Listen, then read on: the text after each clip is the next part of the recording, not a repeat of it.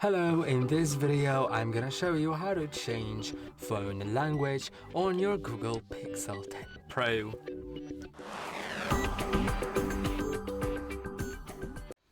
To do it, you will need to go to the settings, then go to system.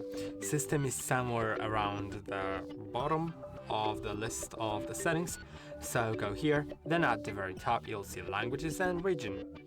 Now select system languages, and now you can add a language.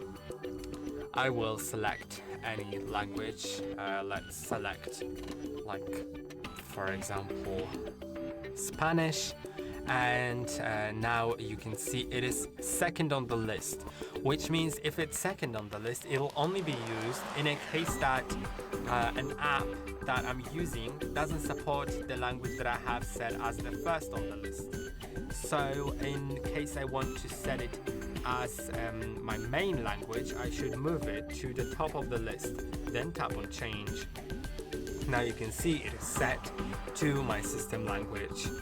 I hope that this video was helpful. Don't forget to like and subscribe, and I'll see you in the next one.